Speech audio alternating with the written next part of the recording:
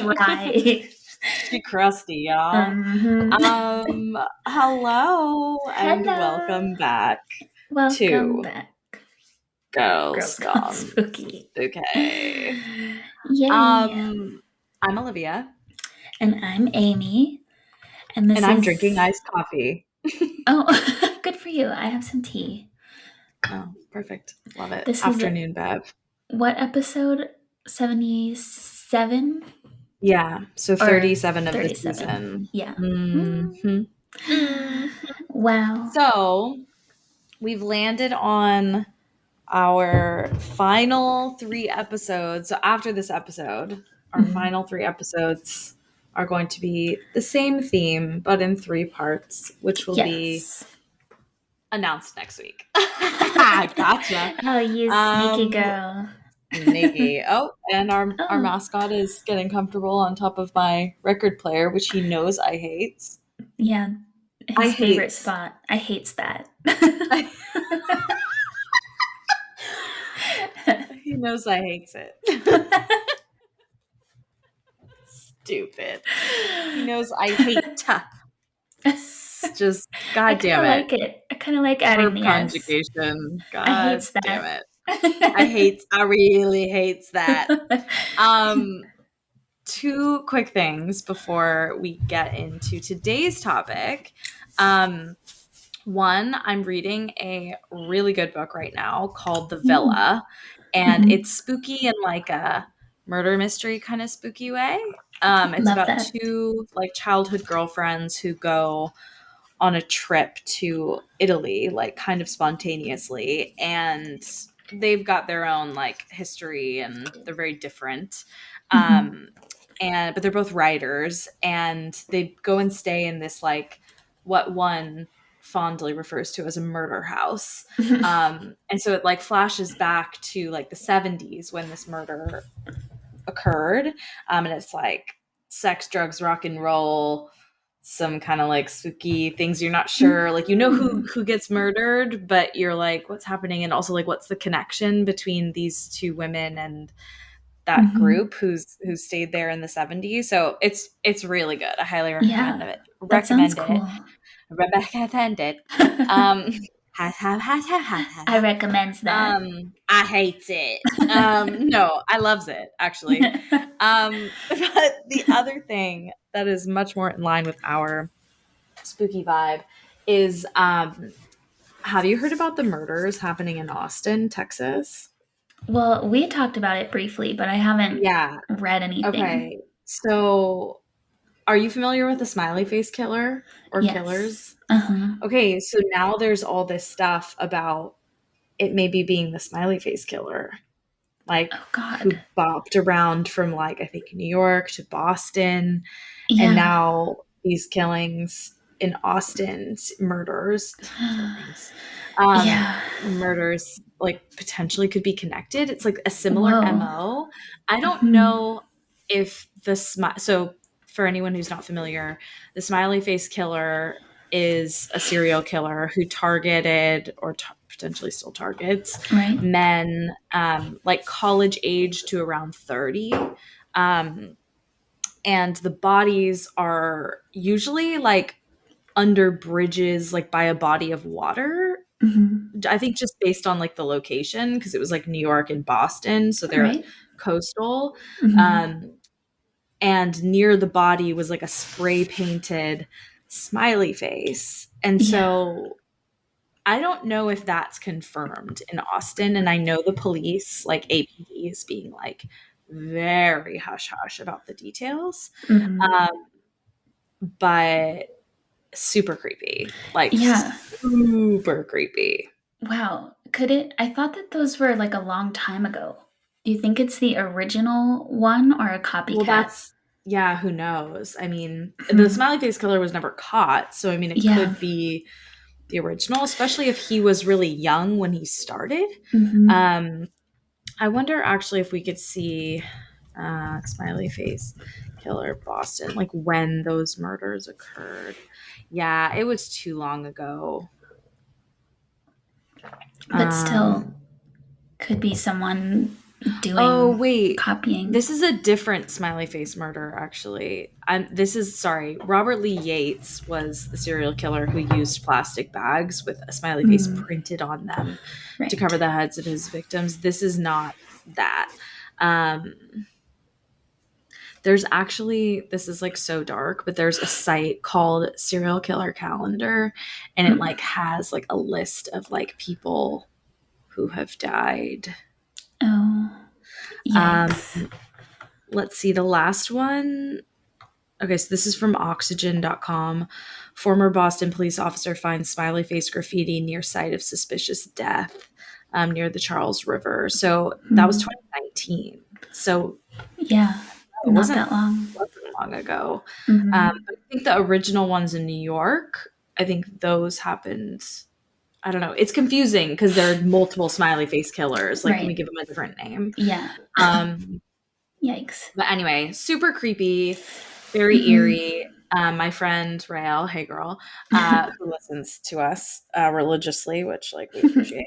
Yes, so sweet. She messaged me. We were like just texting about, I don't know, something random, and she's like, do you know about the serial killer in Austin?" And I was like, "What?" And No. I think I said this on a previous episode, but she was Mm-hmm. like, "There's one right now." I was like, "What?" Dun, dun, So dun. she said, yeah, exactly. She said there's a Facebook group and people are starting to speculate about the smiley face thing. So, Ooh, creepy. yay. So Mm. yeah, we'll keep you guys up to date on that. But Yeah, scary. in the meantime, Stay safe out there. stay safe, men of college age up to 30. Yes, please. Specific. Mm-hmm. Um, okay, so on to our topic for today, which is Yes. water legends.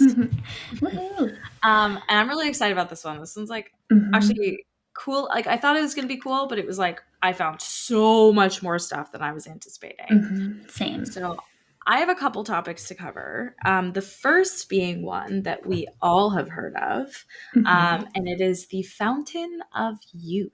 Mm. So you may have heard of the Fountain of Youth being very specifically connected to Ponce de Leon, but there's more to it than that. So for anyone who's not familiar, and as a reminder to the rest of you, the Fountain of Youth is a quote unquote mythical spring. Is it mythical? I don't know, man. Which allegedly restores the youth of anyone who drinks or bathes in its waters. Tales of such a fountain have been recounted around the world for thousands of years, appearing in writings of Herodotus. I don't know if that's actually how you spell his name. Mm-hmm. That's dating back to the 5th century BC. Um, in Alexander Romance period, which is 3rd century AD, and the stories of Prester John, which is like early Crusades, so 11th and 12th centuries AD. Stories of similar waters are also featured prominently among people of the Caribbean during the Age of Exploration, which is the early 16th century.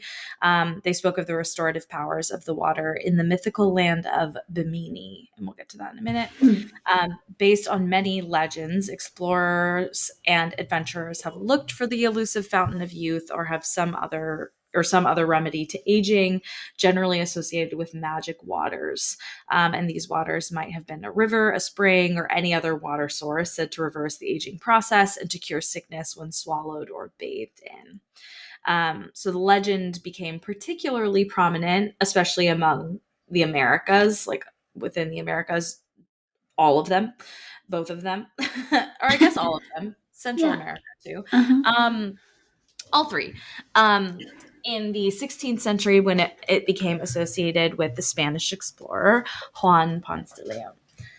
So he was also the first governor of Puerto Rico. He was supposedly searching for the Fountain of Youth when he traveled to Florida in 1513. And legend has it that Native Americans told him that the Fountain of Youth was in Bimini. And for anyone who doesn't know where that is, like myself, it's the westernmost district of the Bahamas and comprises a chain of islands located due east of Miami. So it's not far, actually, like 50 miles east of Yeah.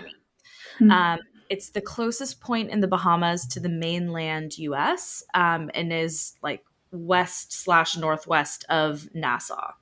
So tiny, tiny, tiny. As of 2010, there were less than 2,000 people living there. Wow. There are 3 islands. Essentially, it's rumored that people, the indigenous peoples living in Florida in 1513 at the time of his arrival were like, it's there. And who knows? Maybe they were like, get the fuck out of Florida. Yeah.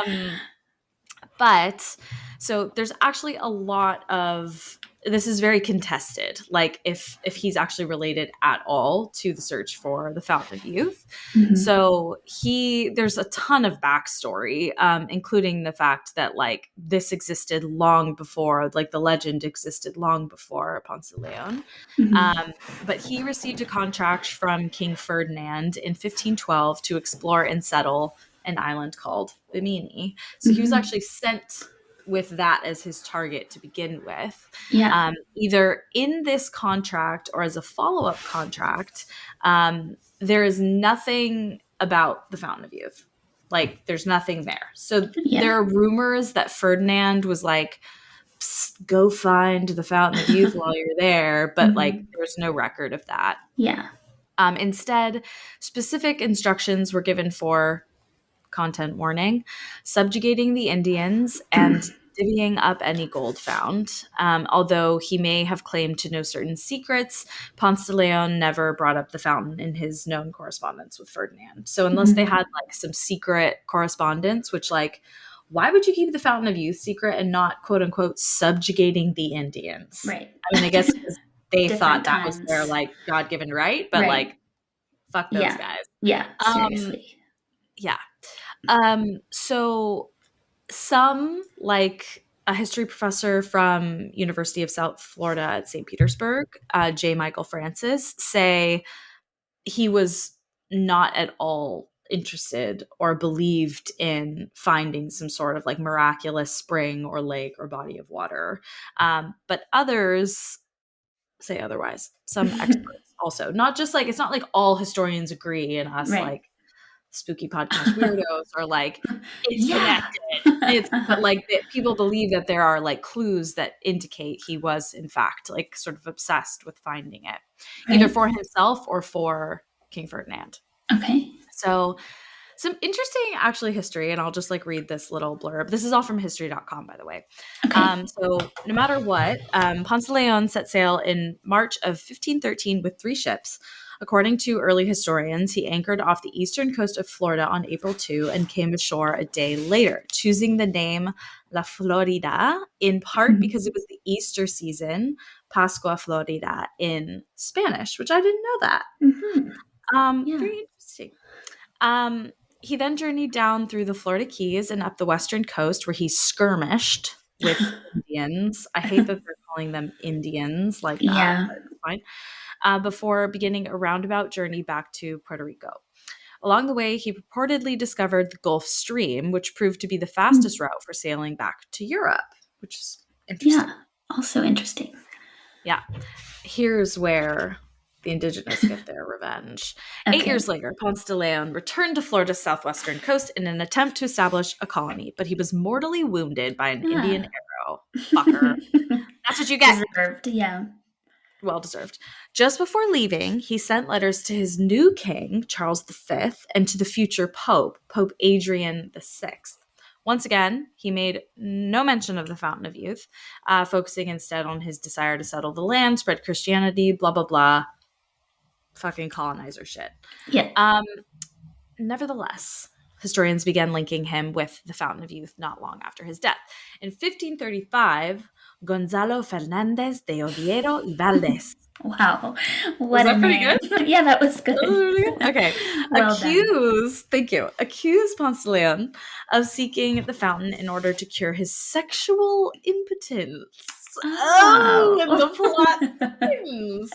I love that. Like, Gonzalo Fernandez was like, you know what? I'm gonna get petty with it. Yeah. Like, he's dead. He couldn't keep it up. Like, you know, they had beef. Yeah.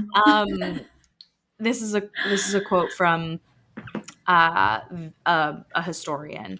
He was being discredited as an idiot and a weakling. This is machismo culture in Spain at the height of the Counter Mm. Reformation. The accusation is almost certainly untrue, according to this historian, since Ponce de Leon fathered several children and was under 40 years old at the time of his first expedition. But Mm. weird that Gonzalo was like, he was looking for it though. Yeah. Petty in the why, but still. Mhm. Fernando de Escalante Fontanara, who Wow. lived with Indians in Florida for many years after surviving a shipwreck, also derided Ponce de Leon in his 1575 memoir, saying it was a cause for merriment that he sought out the fountain of youth. One of the next authors to weigh in was Antonio de Herrera y Tordesillas, the Spanish king's chief historian of the Indies. In 1601, he penned a detailed and widely read account of Ponce de Leon's first voyage, although he only referred to the Fountain of Youth in passing, writing that it turned old men to boys. He helped solidify it in the public's imagination. They're really more entertainment than attempts to write a true history, says another historian of these works. But the Fountain of Youth legend was now alive and well. It didn't gain a ton of traction in the US, however, until the Spanish ceded Florida in 1819. Mhm. Famous writers of the time, such as Washington Irving, then began portraying Ponce de Leon in a very just like not good light, which Mhm. again deserved. Yeah. Um, and basically, like, there's no there's no evidence publicly in like the public writings of between he and the two kings he served under Mhm. and the pope and all of these records. But then why did multiple people, three separate people, Mhm. say he was looking for the fountain of youth? It Right. just like, is It's there some like journal that mm, was lost to time? Or this is so long ago, right? Like, of yeah. course it could have been lost, or maybe Mhm. he confided in people verbally about it and didn't write it Write it. down. Like, it Yeah. just seems really weird. And Yes. then it also kind of makes you wonder, where'd he get that idea in the first place? Right. That it existed, or that there even was like, that's a weird thing to just imagine up, right? Like, Mhm. oh, a body of water, you bathe in it and you're just like healed and young Yeah. again. Uh-huh. What? Yeah, I don't know. that's true. Good question. So I wonder, I mean, I guess a putting my pure logic cap on, Mhm. water is healing, right? Like, we know that. Mhm. Like, Yeah. science shows us that we need water to survive. I mean, Mhm. you drink enough water, you're going to look youthful.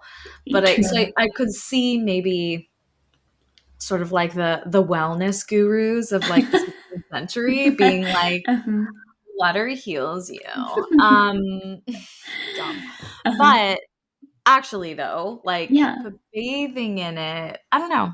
It's just interesting. Yeah, it Very could be true. I mean, interesting. who was it that was, like, bathing in milk because it made her skin Yeah, look more youthful? Like, probably I Gwyneth don't know. Paltrow. It's No, it probably was Gwyneth. some historical figure, like, I Oh, wanted to say, like, Marie Antoinette or Cleopatra? something, but Oh, it probably was. I don't know. So, there are Yeah, always people who are trying to stay young. yeah, So, true. could just be, like you said, Very true. some wellness influencer was like, "If you take a bath, you're gonna look great." You're gonna look so good, you guys. Yeah. Follow me on Twitter, smash that subscribe button. Uh-huh. Oh shit. Use a Yeah. time traveler I bath. literally like, I wonder, imagine, I mean, there are influencers, quote unquote, in every time, right? Uh-huh. Like, people who actually influence other people, but like, Mhm. what was the equivalent of that? Like, of like social media and stuff? Like the village crier, like, Yeah. hear ye, bathe in Bathing. milk for a younger Probably. complexion. Yep. Like, so weird. Oh, Probably dumb. so. That's Yeah. Well, we'll leave it up to you guys. What do you yeah. guys think? I'm curious. Mhm. Um, Now on to a much creepier legend, which is that of the water babies. Spooky. So I had not heard of water babies I haven't either. until I came across it on another podcast or some Reddit page or something. Mm-hmm. And it's a creepy fucking concept. There are, however, several different theories as to what the water babies are, how they came to be, etc. So Mm-hmm. the first one, which is the most common of all, which is Sorry. probably the real one. Sorry. What was Dave was that? just putting his face against the window. Oh, Like, he's 10 I years didn't even old. see you react. Yeah, I love Sorry. it. No, don't Okay. be. Um, okay, so the first most common story, which is probably the real one, is the I'm not sure how to say this. I think it's Paiute, Paiute. I'm gonna Mhm. call it Paiute, but I'm sorry if that's wrong. Yeah. The Paiute tribe used to throw malformed or premature babies into the lake so that only the Mm. healthy babies would continue on and keep the tribe strong, which Mm. like is super sad, but also You it's kind of get it's it. yeah, you kind of get it. Mm-hmm. Um, the second is also about a Paiute tribesman, a warrior who fell in love with a mermaid from the lake. The Oh. tribe refused to allow them to continue on with their relationship, so the mermaid became bitter and furious. She cursed the lake and took vengeance out on any man who entered Mm. it from then on out.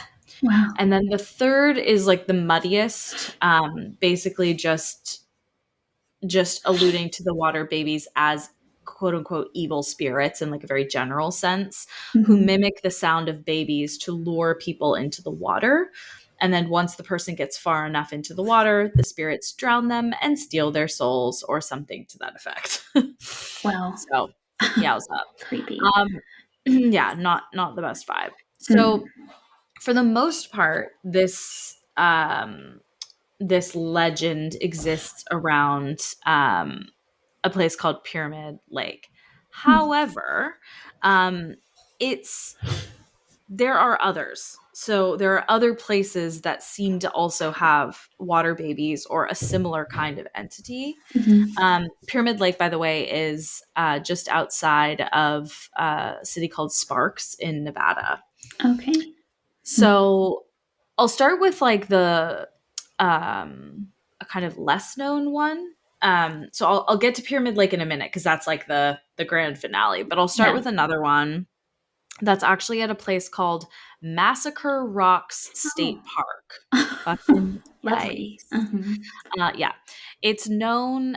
It's in Idaho, and it's known for being a major part of the Oregon Trail. Mm. So settlers from the east pass through what is now this state park on their journey to the west. It's a very popular destination to stop. It's very historical. It's also like pretty beautiful. It's got a beautiful.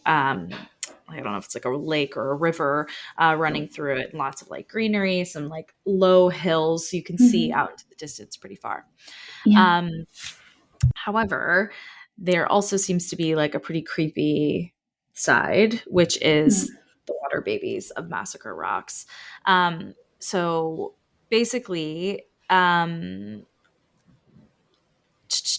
let me see. There's a ton of detail that I'm not going to go into like too much, and I included it all in here. Mm-hmm. Um, so Massacre Rocks, it said that it got its name from the narrow passage through the area's boulder configurations. So settlers that traveled through the passage feared being ambushed by the indigenous, although it's unverified that anything actually happened there. But it was just like very fearful for the travelers there. Snake River is what runs through the Massacre Rocks area and is believed to be the main source of paranormal activity. So it's said that it's haunted, quote unquote, by supernatural beings called water babies, which, Mm-hmm. according to this story, is spirits of drowned babies. So, assuming it would have been indigenous tribes that drowned, like disfigured or premature Mm-hmm. infants. Yeah. Um, so just like they kind of reiterate that here.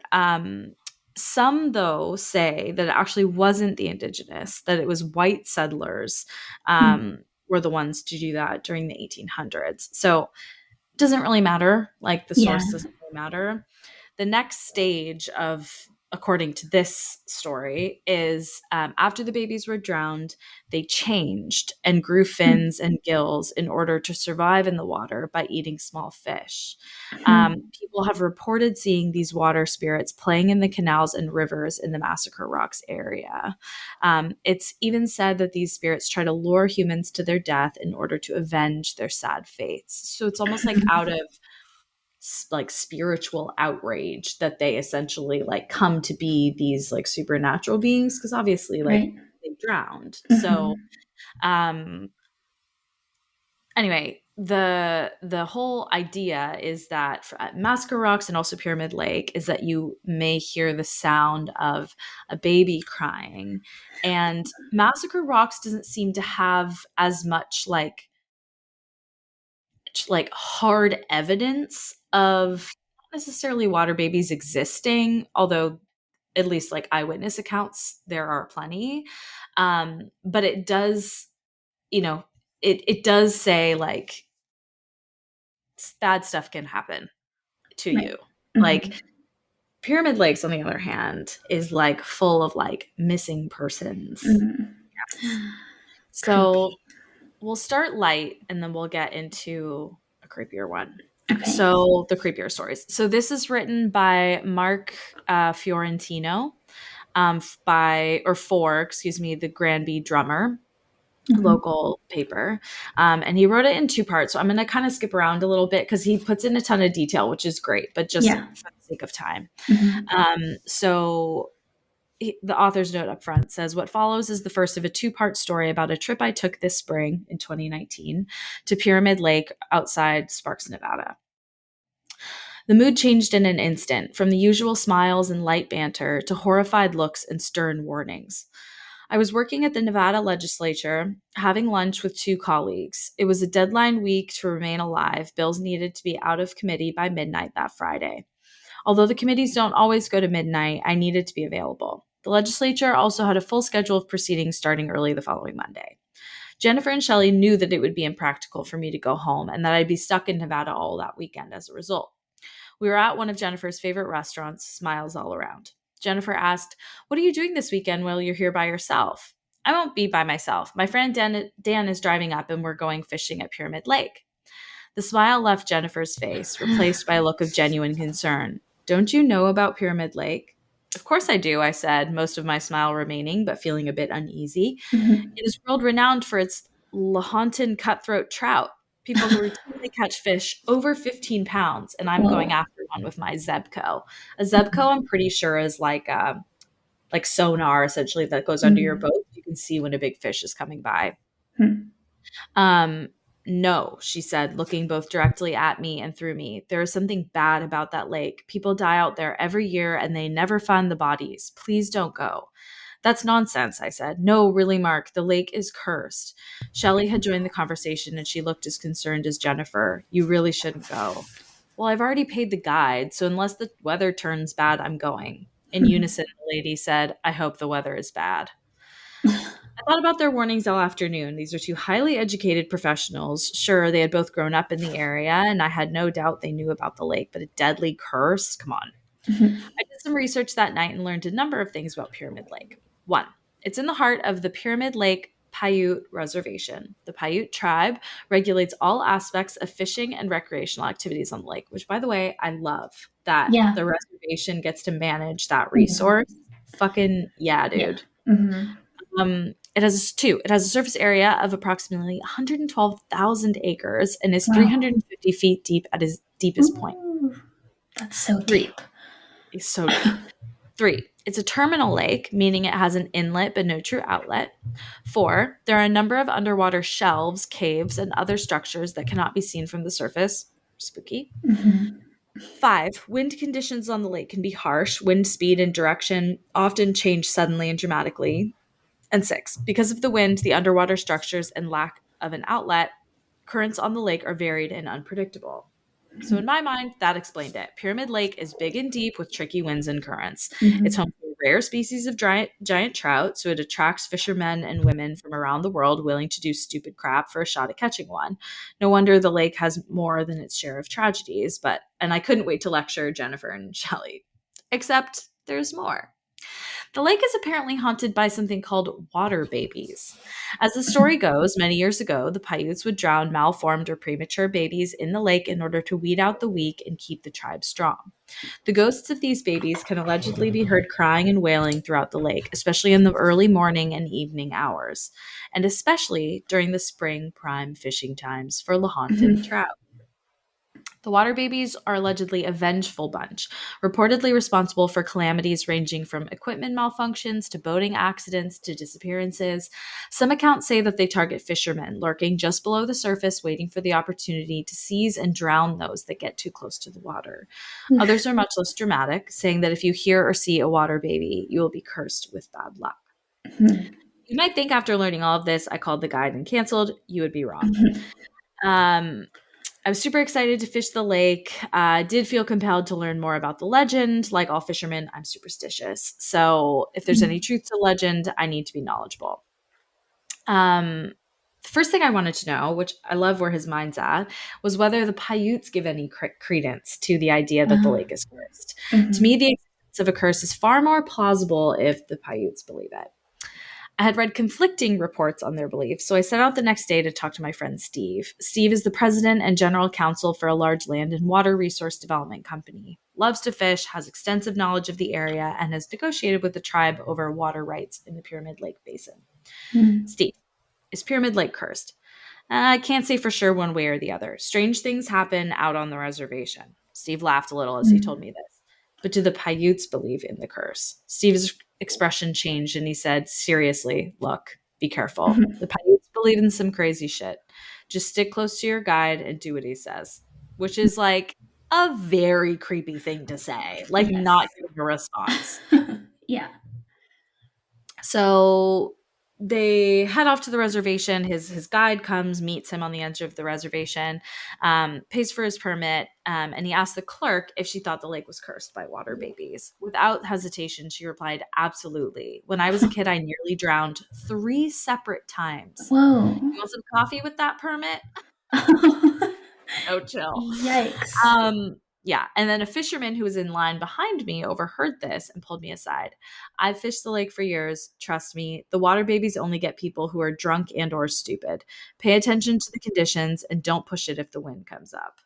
So weird, right? Because he's basically saying the water babies get people. Yeah. But if you're smart, you won't be one of them. So it's almost like very accepted that, anyway. That they exist there. Yeah. Exactly. So let's see. The guide, his name is Glenn. He's a retired military police officer. He goes into a bunch of background on Glenn, but it's not necessary. He's like, okay, if you have your permits, let's go. We're 20 minutes from the boat ramp. With as much confidence and nonchalance as I could muster, I said, I have 2 questions. First, I want to catch a Lahontan cutthroat on my Zebco. Can you make that happen? Second, how worried do we need to be about the water babies? Glenn's eyes narrow, and he says, you won't have any problems with the water babies as long as you do good and respect the resources the lake has to offer. Interesting. So this man is described as a retired military police officer for a reason. Like, he's like a no-nonsense kind of guy. And this guy very clearly is like, yeah, they're there. Right. Yeah. So, and interesting that it's like, don't fuck with the lake's resources. So yeah, it's like they're protectors. Yeah, exactly. Of the lake. So he's like, okay, do good, respect the resources. Sure, I'll be fine. Yeah. So I'm just scrolling through because this goes on to a part 2. So this is now part 2. So his buddy Dan, who's with him now, so, they're chatting about things, and he's like, by the way, you didn't tell me that the water babies are didn't you tell me that the water babies are most active at dawn and dusk? And he was like, too bad we didn't start earlier. I've heard that the lake's rock formations, especially Pyramid Rock, are breathtaking at dawn. And his buddy's like, So Mark is very like flippant about all this, and Mhm. Dan's like, excuse me, No. water babies, nothing. Uh-huh. Um, so blah blah blah. It's beautiful. So they're approaching the lake. It's like sky blue water, super glassy and smooth. Rock formations on the opposite shore have this like reddish orangey hue, and then about 2/3 across the lake, Pyramid Rock is like jutting through the surface. So it gives off sort of like a blue gray light. So it's like just like almost like rainbow, like kaleidoscope kind of colors. Mhm. Um, he says upon seeing Pyramid Rock, it was probably just my imagination, but I almost felt like the rock was trying to tell us something. Hmm. Interesting. So this is where it gets a little creepy. We parked near the boat launch, and Glenn began to get the boat and gear ready. I wandered over to a bulletin board near the restroom, and there was a weather worn poster tacked to the board. It contained pictures of two middle aged men and the word missing in large red letters across the top. The poster also contained these words: Johnson's truck and empty boat trailer were found on May 12, 2017, at Pyramid Lake. Hmm. Later, we asked about the men at the ranger station, and the Paiute woman who ran the station told us that the men were still missing, but that the families had not given up hope. She Hmm. also freely shared lots of other information about the lake, its history, Paiute traditions, and the surrounding area. But when we asked her about the water babies, she got very cold, and all she would say was, I have no information about that. Mhm. Yeah. Yikes. Taboo. So very taboo. So yeah, very much like skinwalkers, I assume. It's like Mhm. we don't talk about it. And Yeah. a lot of my like secondary stories are coming from a Reddit thread, and there are clearly a couple of indigenous people on there who were like, Mhm. do not talk about water Yeah. babies. Because people Mhm. were like, is there a way to politely ask someone who's a Paiute tribe member like Yeah. about it? And they were Mhm. like, absolutely not. Yeah. Um, so they start fishing, whatever. He asks Glenn at some point during the day, like a couple hours in at this point, it seems like, about the water babies. I've never actually seen a water baby, he said, but I have seen a number of inexplicable things on the sonar. Images appear out of nowhere on the screen, then suddenly disappear. I was beginning to wonder if this was all part of some show, like maybe there was a conspiracy among those who have a financial interest in the lake to perpetuate stories about this Mhm. curse or other weird things. But Glenn spoke about the images on his sonar with the same ease and candor that he displayed when talking about his rough transition back from the military into civilian life. So if he was part of the show, he should have gone into acting.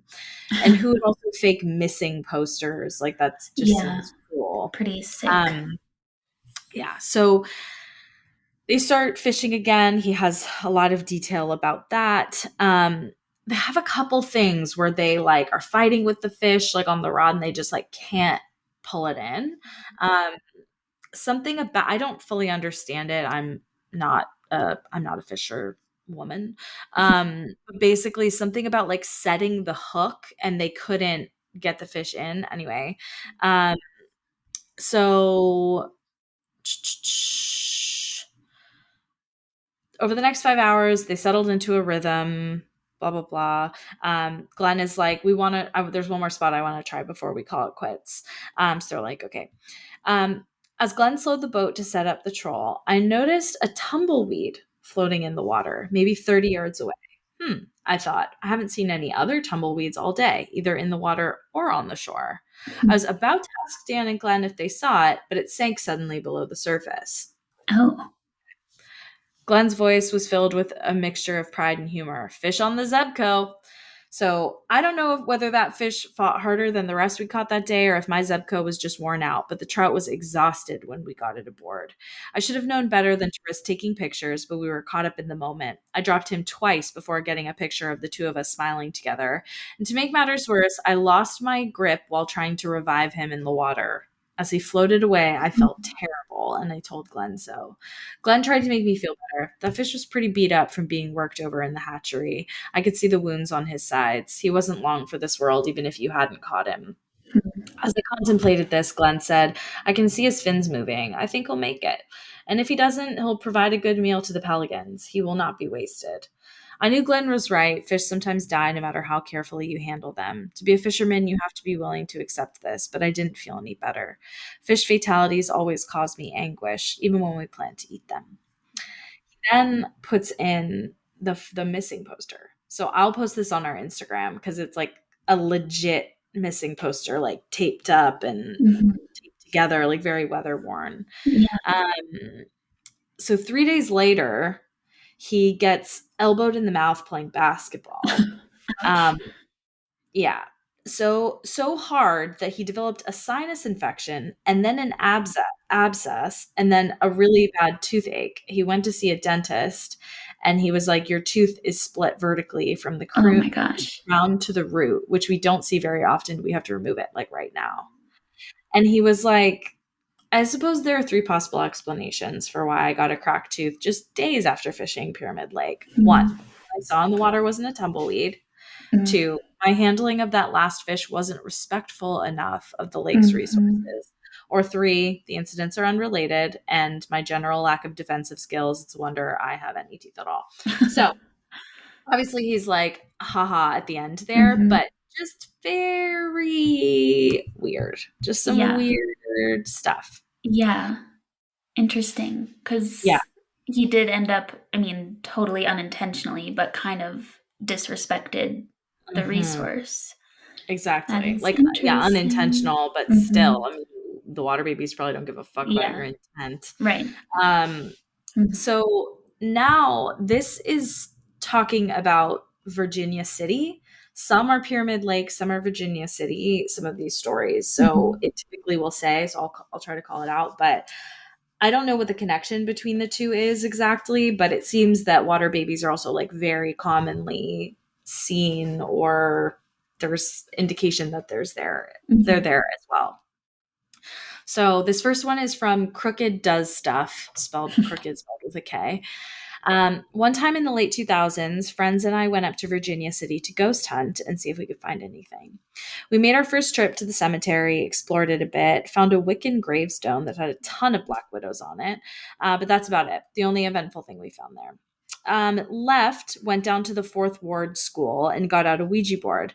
We messed around with that on the front porch a bit. Hear some rocks fall from across the street. We shine lights over it, don't see anything. So we mess around with the board a bit more, and all of a sudden we get rolled up on by police who ask what we're doing. We explain that we're just trying to find some haunted stuff, not breaking or entering or anything like that.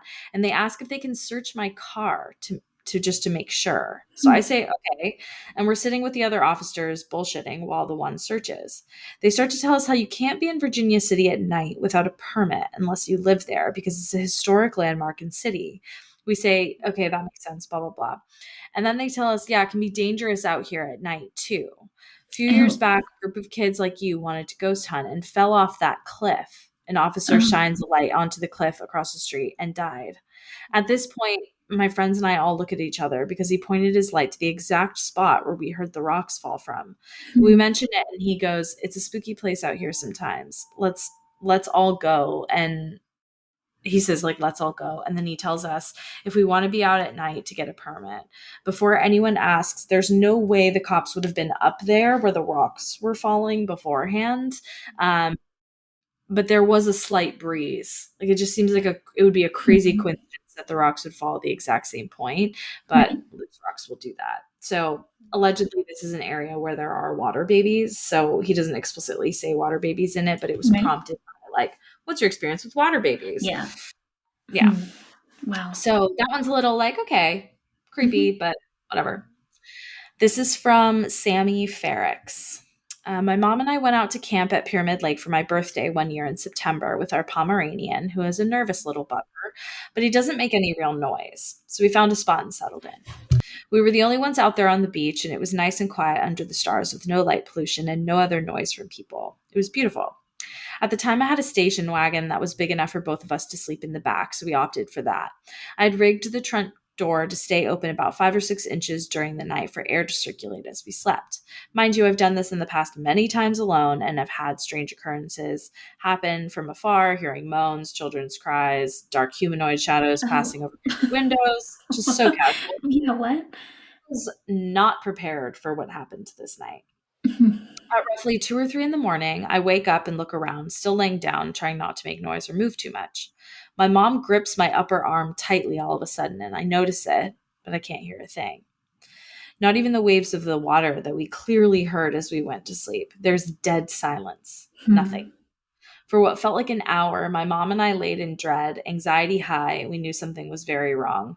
Suddenly, our dog growls very threateningly as a piercing screech of wind hits our ears. Rushing footsteps from my side of the vehicle catch my attention as the trunk door is slammed with so Ah, much force it shook the whole vehicle for about a minute. I kept my focus on the back covered window to see a shadow running off toward the sound of the distance, and the silence was back. We both fell into an uneasy sleep after that and rose when the sun was rising, relieved when we heard the sound of waves outside the car. We checked the surrounding area around us, and there were no footprints at all, save for ours where the campfire was and to the car, but no others that suggested anyone but us had been there.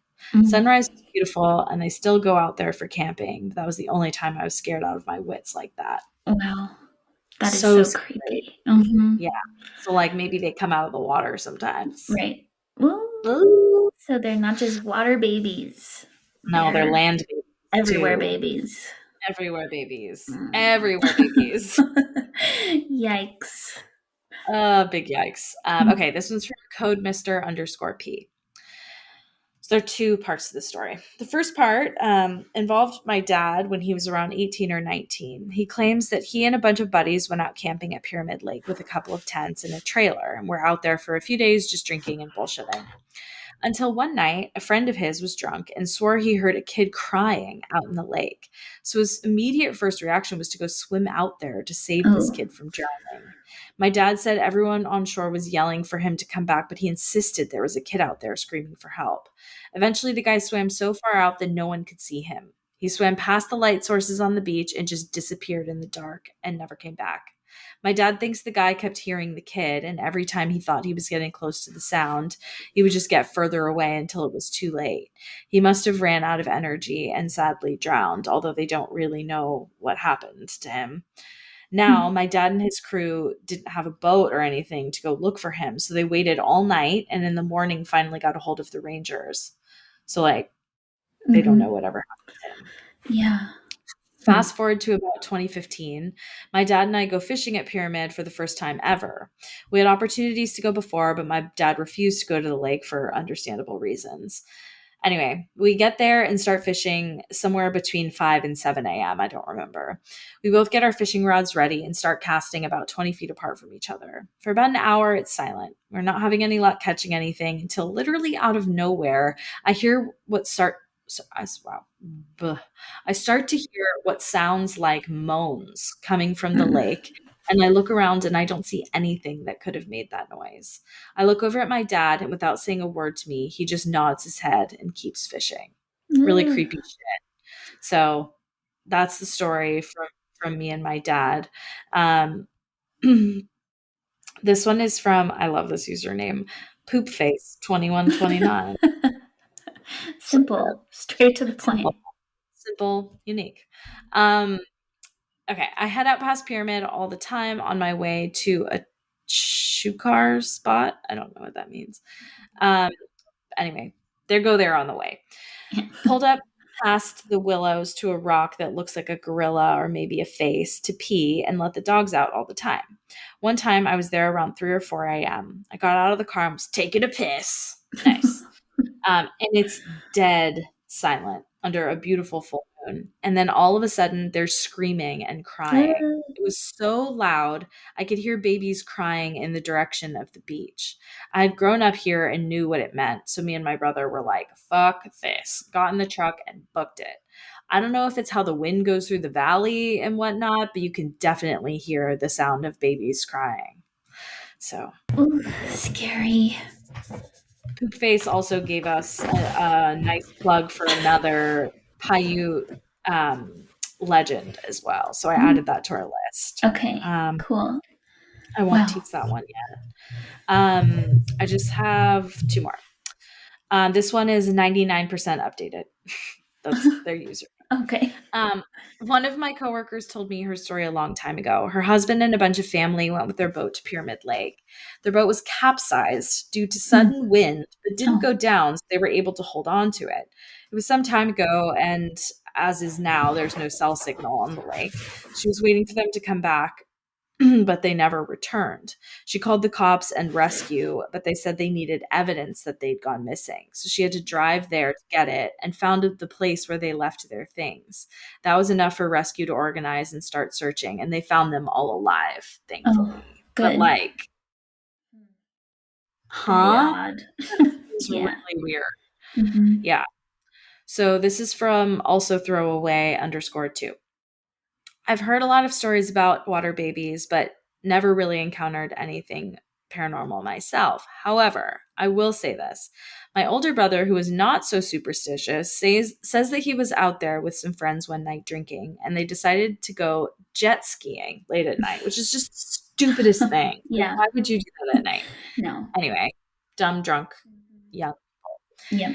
He says that he was far out in the water when he saw something white and transparent in the water. He says it looked like a transparent white blanket floating under the Oh. water. So he rushed back and says he was actually super creeped out because he wasn't drunk and knew that wasn't normal. Mhm. My brother's not a drinker and he's not the type to be dramatic about situations. So I really do believe he saw something weird out there that night. Even now, he tries not to see it as paranormal, but he still thinks it was weird, whatever it Yeah. was. And then a bunch of people piled on in the comments with that one and were like, I've heard stories of people seeing that same thing. A fisherman in the general store years ago was telling me that he was out late in a boat and same thing, a shimmering kind of white thing was floating underneath him. And he started freaking out, feeling this like deep sense of dread and panic and booked it to shore. So, and it makes me think like, when I don't have fake tanner on, and I look at my skin under the water, especially in a lake where the water's that like deep blue Yeah. color, Mhm. looks like that, like Yeah. shimmery and like so pale it's almost blue, Mhm. which like Yes. a lot of babies look like that, Yes. A little fresh out the translucent. womb. Yeah. Ooh, So I don't creepy. know. Anyways, that's water babies. Creepy as shit. Wow, they're so scary. They I are very scary. feel like people who aren't like, if I heard babies crying I somewhere, know. my instinct would be to go run toward it. I know. So, I know. good to Same. know. I But know. yikes, that's scary. Big yikes. I know. Sorry, I took so much time. I just Oh, like that's okay. they were just like too many good It's stories. fascinating. Also, sorry, Yeah. I keep So shifting around in this chair and I forget to mute it's it, and okay. then it's like a It's okay. fart All sound. good, girl. I promise Fart it's not sound. me. Amy's farting. I promise I'm not. Don't Liar. embarrass She's me. farting. She's farting for sure, you guys. I've gotten really She's a gassy comfortable, girl. really comfortable on air. On air. Yeah. Oh Okay, boy. your turn. Farty Okay. girl. Okay. So we're going to Ireland and Scotland. Um, Ireland. Ireland and Scotland. Ireland. Scotland. So yeah, there are many, many Celtic water legends, and Ooh. a lot of these are shared between Ireland and Scotland, but they have variations in how the stories are told. But we're going to start with Selkies. So, Yay. a Selkie is a marine legend that tells of people who are half seal and half human. So, Oh. in the water, they're seals, but on land, they actually shed their seal skin to take on a human form. Hmm. And in the surviving folklore, there's no agreement as to how often the Selkie, and they often refer to them as Selkie folk, I guess because they're Hmm. half human. Like merfolk, I Mhm. guess. Yeah. So, like, how often they were able to come out of the water and transform. Some say it was only once a year, usually on Midsummer's Eve. Well, other people say it could be every ninth night or every seventh stream, which I have no idea what a stream No, is in terms of no. timekeeping. But anyway, Leave it. Leave it to the Irish yeah, to make seven something like that up. streams. I know. So, regardless of how often Selkies could come and transform, the folklore tells us that once they were in human form, the Selkie folk would dance on lonely stretches of moonlit shore or bask in the sun on outlying skerries. So they could come ashore at any time of day or night.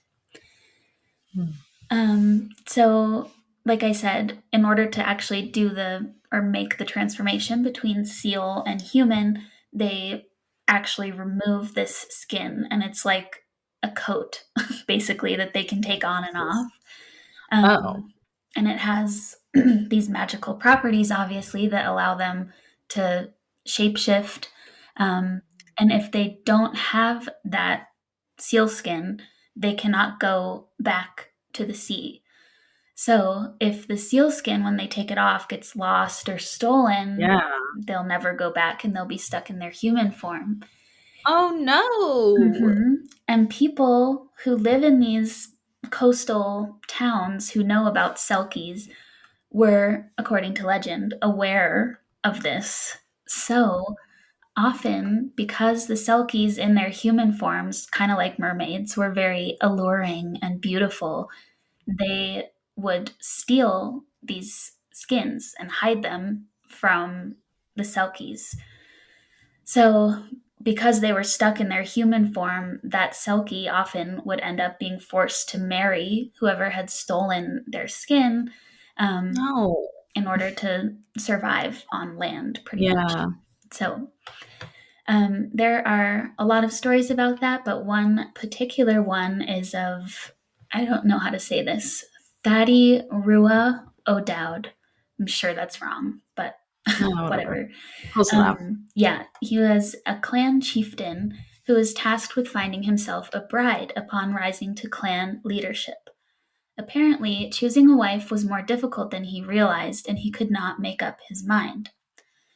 He went out walking on the beach to clear his head, and Thady stumbled upon a beautiful maiden combing her hair. Though she was unclothed, she had a magical cape or coat next to her. Of course, all in Ireland knew of the sea people, the Selkies, and Thady was no different. He quickly snatched up her Selkie cloak to hide away, professing his love at first sight for her. But without her fishtail, the Selkie called Eve had no choice but to return his love and marry him. Ew. Yeah. Together, Manipulative. yeah, it's gross. Together they ruled the lands and raised their 7 children, but Eve always longed for the sea. And I don't know if these kids have some like Yeah. special powers. I didn't see anything about that. I think Hmm. since they're born on land, they're probably just human, but who knows? Um, so legend has it that Eve's Selkie cloak was well hidden, but one day one of their children spotted the dad checking on it and told his mother of where it was. When Thady was away from home, Eve checked the spot her child told her about, and lo and behold, her Selkie skin. So, with return of the skin, Eve could not resist the temptation of the sea, and so she Hmm. left to go back to the ocean with her children. But she couldn't take them all, and instead turned 5 of them into rocks, swimming off into the waves with the remaining children under each arm. What? I don't know why she turned them into rocks, but the I mean, maybe to punish him, Daddy. yeah, yeah, could be. In the Scottish version of that story I saw, it was she just left everyone behind, so she didn't turn anyone into rocks. But it was like identical story, other than that detail. But in a more like historical perspective, some people guess that maybe the Selkie myth actually stems from Scottish and Irish people coming into contact with Finnish and or Oh. Sami travelers who I should have looked up where they're from, but I want to say like somewhere in the Arctic Yeah. circle. Um, Mhm. and they thought that they might be Selkies because these Finnish or Sami travelers wore sealskins and their kayaks Oh. were like fortified, I think, with sealskins. Mm. And then you can imagine that as the kayaks and as their clothes get waterlogged, it would look like they were in the water, and then they would have to go dry them out on the rocks. Yeah. So Oh my god, that's fascinating. I know it is. So I don't know. And definitely they could have traveled that far, especially like the very northern islands of Scotland are so high up Yeah. there that you probably could get there on a kayak. But Yeah. um, That's wild. pretty interesting. So So, interesting. yeah. But then that led me to another like Ooh. Selkie family sort of thing. They're called the Finn folk. Ooh. And the Finn folk are like the Selkies' malicious cousin. Yes. Yeah. So the Finn folk, and this article that I looked at was particularly or specifically from the Orkney Islands, which is Scotland. Mhm. So, in their folklore, the Finn folk were a race of dark and gloomy sorcerers, feared and Yes. mistrusted by mortals. Their boating skills were unparalleled, and as well as having power over storm and sea, they were noted shapeshifters. So, unlike the Selkies who had their skin, the Finfolk were just truly amphibious. They could come in and out of the water as they pleased, venturing between the undersea world and the human realm as they wished. And um, I think that when they were on shore, they abducted people, like they did bad things, which is how they got their malicious reputation. Um, but I also thought it was interesting that they said they were nomadic, so they would spend Mm. winters in Orkney in their underworld city, which I had never heard of, called Finfolk Aheen. So kind of like Oh, Atlantis, but for yeah. Finfolk. Um, For evil Finfolk, yeah, yeah. exactly. But in the summer, they would come more toward the surface and reside on an island called Hildeland. Um, and tradition says that Hildeland was later taken from the Finfolk and renamed Ein Hollow. So it's a real place. Yeah. I was Um, literally just gonna ask, I wonder if it's a real place. yeah, It probably would be like the Scottish paranormal version of like Diagon Alley. That's what right. I'm envisioning. Yes. Yeah, I can see that. Mhm. But yeah, Ein Hollow or Hallow, I'm not sure how they would say it, is real and it has kind of a mystery. The article I read called it the Ein Hallow riddle. Oh. So I'll tell you about that in a second. But Mm. because that story in particular has to do with a particular member of the Finn folk known as the Finn wife. So there were Finn men and Finn wives. I don't think they ever just called them Finn women, which is kind of unfortunate. Rude. They were just Rude. just wives. Um, but basically, what a Finn wife was is kind of a combination of like a witch and a mermaid, which is really cool. That's what I um, aspire to be. That's what I yes, want to be when I grow up. agreed. That sounds wonderful. Yeah. So the Finn wife was usually started out kind of looking like a mermaid, stereotypically beautiful with long, glistening fishtail. But if the Finn wife married a Finn man, Mhm. a fate that awaited her if she did not acquire a mortal husband, she was doomed to become progressively uglier. So it was like their mission to marry Yeah. a human man. She's incentivized. Yes, yes, heavily incentivized. And it says progressively uglier and haggard. Okay. So, I feel like a lot of like misogyny in this. Like yes, patriarchy has a heavy agreed. handle. Uh-huh. And kind of more fountain of youth type stuff in a Yeah, different way. true. You got to maintain your look Yeah. as a woman. Maintain the Luke. Yeah. So there's more detail, but it's kind of interesting, like the Finn wives. So if they did end up marrying a Finn man, and turning haggard and ugly, they would still have relationships with humans. Like they would work in Oh, human settings and earn oh, money there to send back to their Finn husband. I don't know what he would have to do with same money. currency? Yeah. Kind of weird. That is actually hilarious. But I guess being up there and in the human community would allow her to continue to look for a human husband, um, That's true. which is also where this other story comes in. And I just wanted to quickly mention that Finn wives usually had a cat that could transform into a fish to Yes. deliver messages, which is also so cool. Yeah. Thanks. Yeah, you already Where are have you? your little, what would he be It's like called? a A Finn cat? familiar. Yeah. Yeah. A Finn familiar. Yeah. I love that. Yeah. So, That's cool. yes. So the Finn wives, back to this Ein Hollow where they think that Yes, they yes. lived. This is the mystery. So on Saturday, July 14th, 1990, an outing that was organized by the Orkney Heritage Society and the Royal Society for the Protection of Birds landed a number of ferry passengers. Ornithologists Yeah, unite. exactly. On the island of Ein Hallow for a short visit.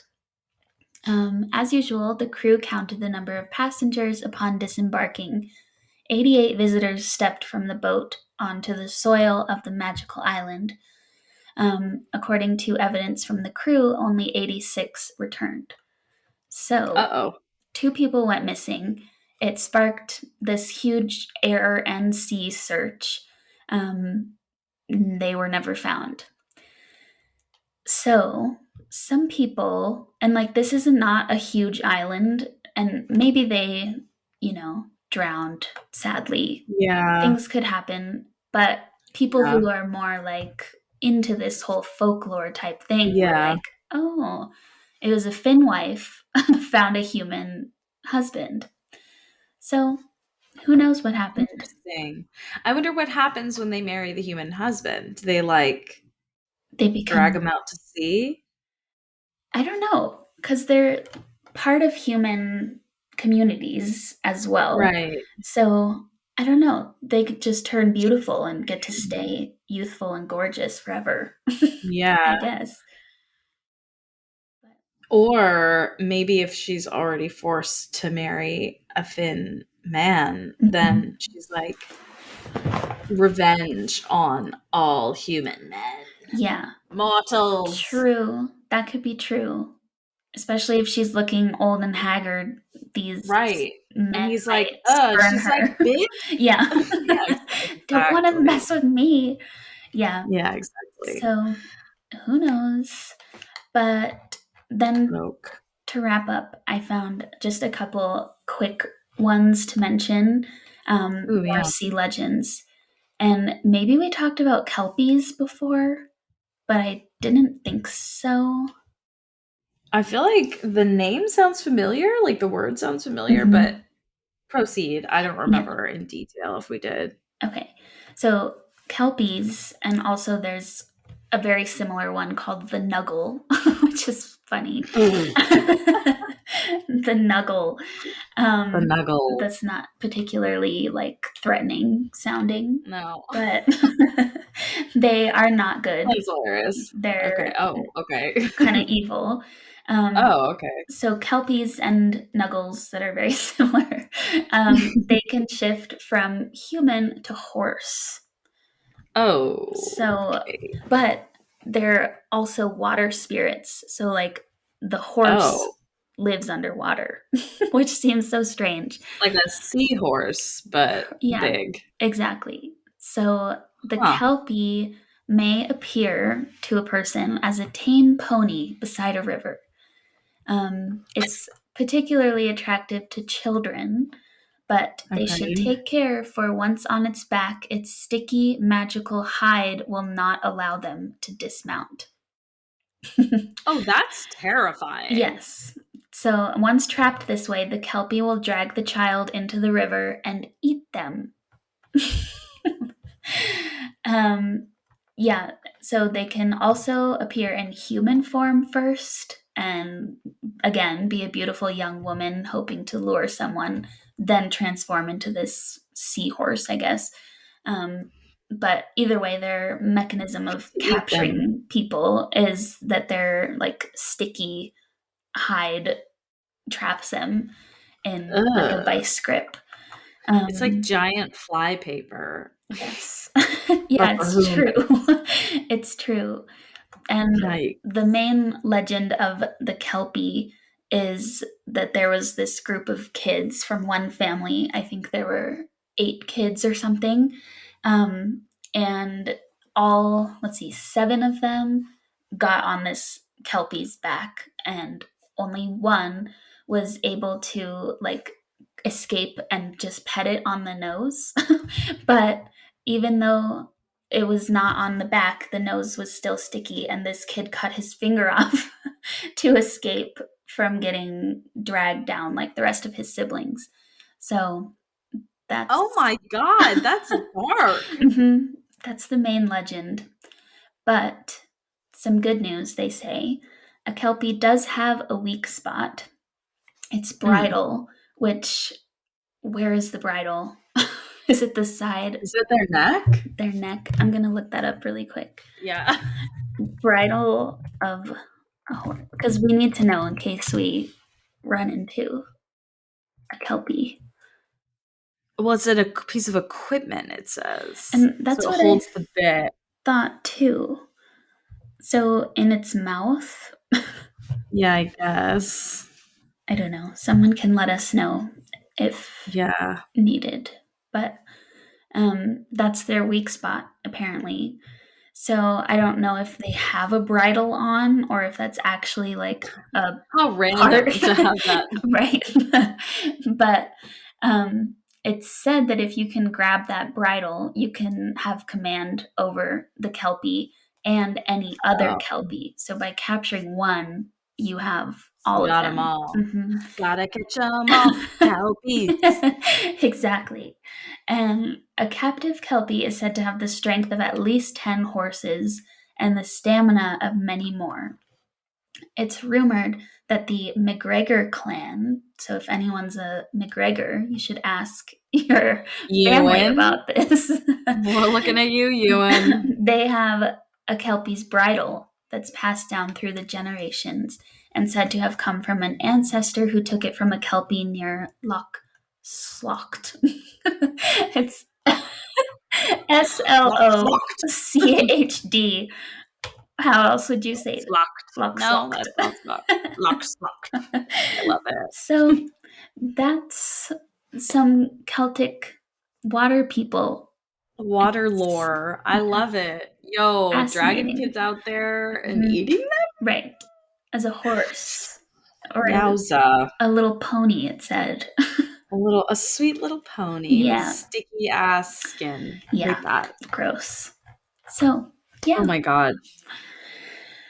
avoid What the heck? things in the Avoid. water that you don't know what they are, basically. Yeah, exactly. Yeah, that is the moral of this story. And if you think you see a translucent blanket floating Yeah. under a pyramid lake, just like don't investigate. Yeah. And Yikes. with that concludes our episode. Thank you for listening. You can follow us on Facebook, Instagram, TikTok Oh, TikTok. at Girls Gone Spooky. And our final 3 episodes are coming up in the next 3 weeks. And then, as a reminder, we will be going on summer hiatus um, until season 3 starts in the fall. Yay. So email us your scary stories at girlsgonespooky@gmail.com. Mhm. And we'll talk to you next week. But in the meantime, stay Stay spooky. spooky. Bye. Bye.